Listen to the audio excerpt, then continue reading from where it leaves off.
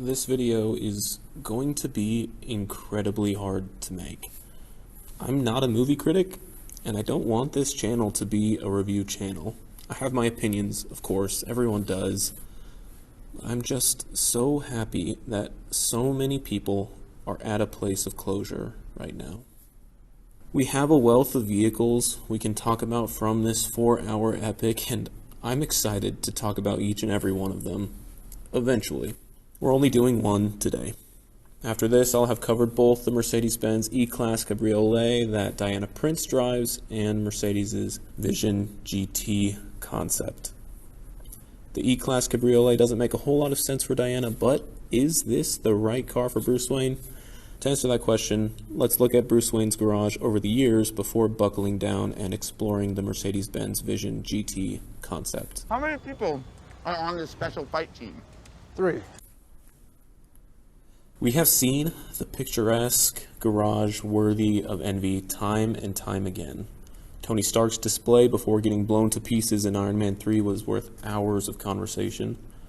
James Bond's access to a legacy of vehicles is nostalgia in motion, and so on.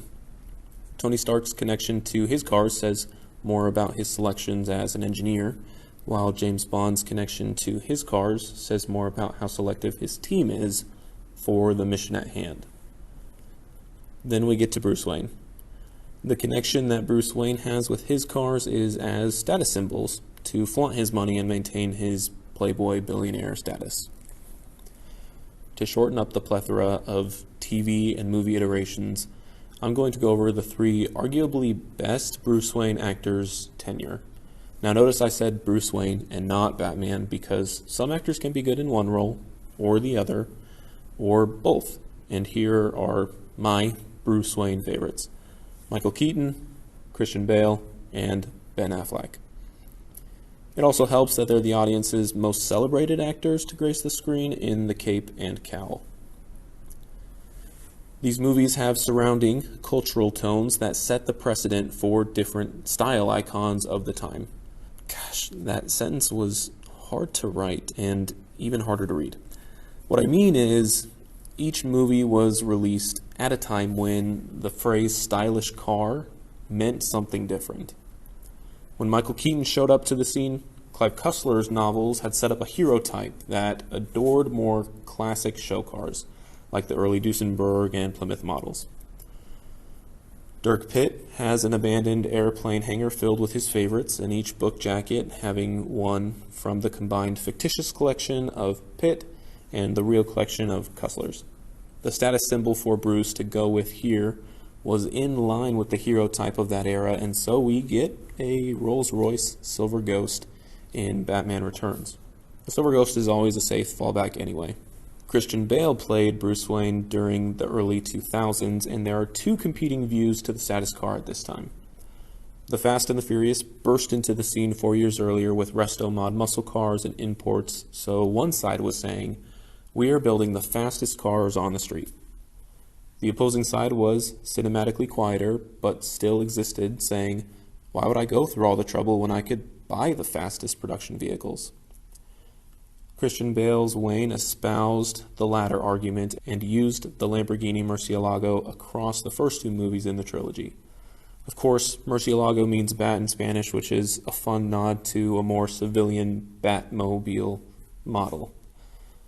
There were hints to more traditional wealth symbols like a Bentley and a Rolls-Royce, but having the Tumbler be the large and in-charge Batmobile made for a good juxtaposition against the sleek and elegant Murcielago as the non-combative Batmobile. Ben Affleck's Bruce Wayne went back in time, relative to the Murcielago, when we first see him in 2016. The Aston Martin we see Bruce use to arrive at the fundraiser scene actually belongs to Zack Snyder himself.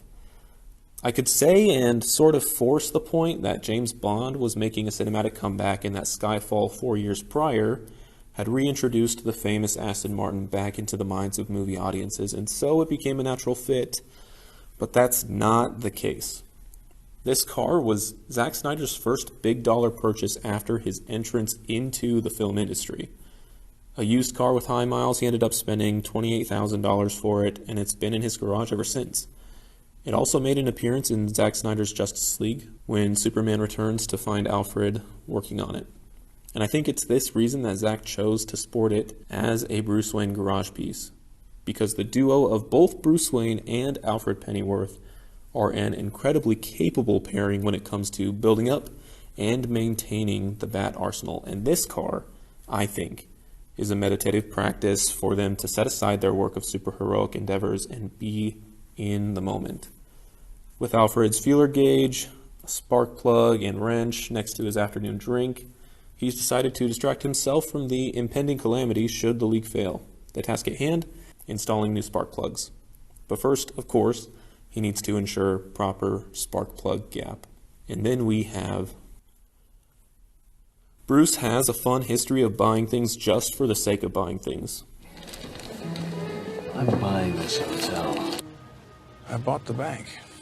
So buying the exclusive loan model for the Mercedes-Benz Vision GT is a really cool riff off of this concept. Oh, no other person alive has this car or could ever have this car? I'm gonna buy that. It's also an extension of Bruce building the Batmobile, a one-of-a-kind vehicle for one purpose. Now, instead of chasing down bad guys, it's maintaining the image of wealth and extravagance. The Batmobile idea is something I love about Ben Affleck's version, and I'm thoroughly excited for when it comes to Robert Pattinson's Batman. In comic history, our ultra-gritty Bruce Wayne has developed, engineered, and built a fully one-of-a-kind vehicle for the sole purpose of extending his Batman ability. It's one of the gripes I have about the Lucius Fox-built Tumbler. It still works in the story, but gives less credence to Bruce Wayne's comic identity of being super focused and disciplined, achieving all of these builds on his own. But I'm waiting into a video I hope to make in the near future, specifically about the Batmobiles of different Batwomen and men. Let's go back. Instead of chasing down bad guys, the Vision GT is more about the image of wealth. And this brings up an interesting question, not about Justice League, but about Batman v Superman. Both of these are sponsored movies. They have to be with the budget that they require. FCA lends its cars' image to BVS, while Mercedes-Benz lends their car's image to Justice League. I talk about this in another video I made for Ben Affleck, as well as my video for Wonder Woman's cars. So, if Bruce Wayne needed a Mercedes in Justice League, why didn't he need an FCA vehicle in Batman v Superman? Well, he does, but I hate it, and we're not going to talk about it. What the question should really be is, why doesn't he have a luxury FCA vehicle? Diana Prince gets the perfectly chosen Alfa Romeo 4C, and there are still a lot of options to come from the FCA list of brands. A perfect choice would have been the Maserati Alfieri concept, and if we backpedal and then continue the trend of using concept cars to emphasize Bruce's particular choice in vehicles, then the 2014 concept vehicle would have been a great fit. But instead we have an Aston Martin and a Mercedes-Benz. Why? I think it's all behind the scenes personally. The Aston Martin in BBS means a lot to the director, and that movie, with all of its chase scenes and city destruction, fills whatever quota is FCA enforced by showcasing Dodge, Chrysler, Jeep, Alfa Romeo, Fiat, all the heavy hitters for the global car company. Then you need to transition to another movie and another car brand with less global nameplates. But Mercedes has this amazing Vision GT concept that can be retrofitted for Bruce Wayne's character. I love the Aston Martin, and I love the Vision GT. They fit as extensions to the character and again present two sides: the capable and disciplined engineer and the extravagant billionaire. To finish this out, I'm going to give the reins over to Zack Snyder and everyone talking about Zack Snyder's decision for this car.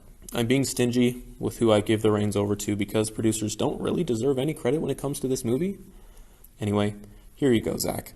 All right, I like it. Let's film it. Then we shoot rockets, right? Like after we have this conversation. And that's really all the dialogue you need, right? But for real, Mercedes developed this car for a video game. Then a director comes along and says, hey, I like this car. Will you build it for my Bruce Wayne? Ben Affleck is 6'4", so they had to totally rework the size of the car, reportedly around 10%, before fully designing and building an interior that didn't even exist previous to 2016.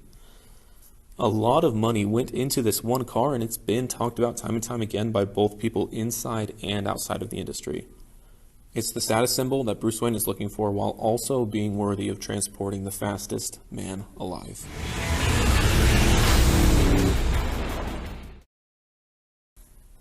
I just finished watching a movie I've been waiting 5 years to watch.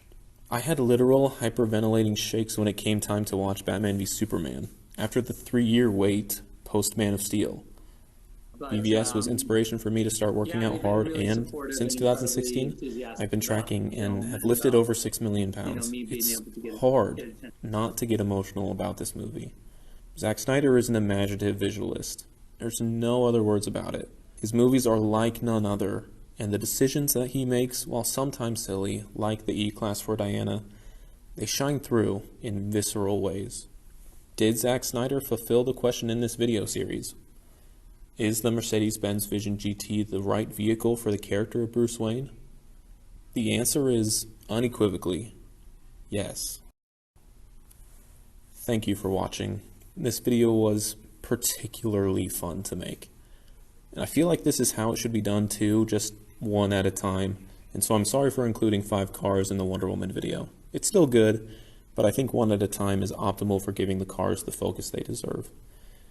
If you have another car you'd like me to analyze, let me know in the comments below.